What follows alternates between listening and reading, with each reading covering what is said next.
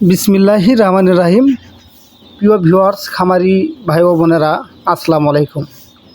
প্রিয় ভিউয়ার্স, এই যে দেখছেন আমার খাকি ক্যাম্বেল ও পিকিন স্টার হাঁসগুলো, এগুলো প্রায়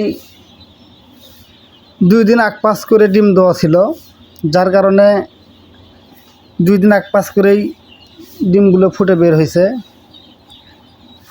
আর এর মাঝে আমার প্রায় কিছু হাঁস কেটে গেছিল, সেগুলো আপনাদের দেখিয়েছি। আর এই হাঁসগুলো আমি ঈদকে টার্গেট করে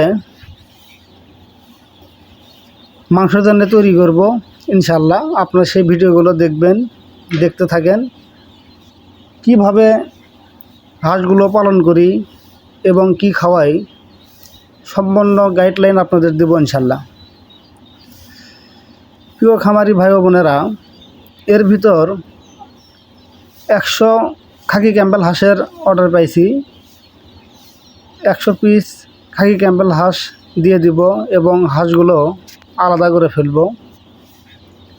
আমি প্রতিটা স্টেপ বাই স্টেপ আপনাদের সামনে তুলে ধরব। আপনারা ভিডিওগুলো দেখবেন, অনেক কিছু শিখতে পারবেন ইনশাল্লাহ। আমি কখনোই কোনো কিছু লুকাই না, সব সময় সঠিক তথ্য দেওয়ার চেষ্টা করি ইনশাল্লাহ।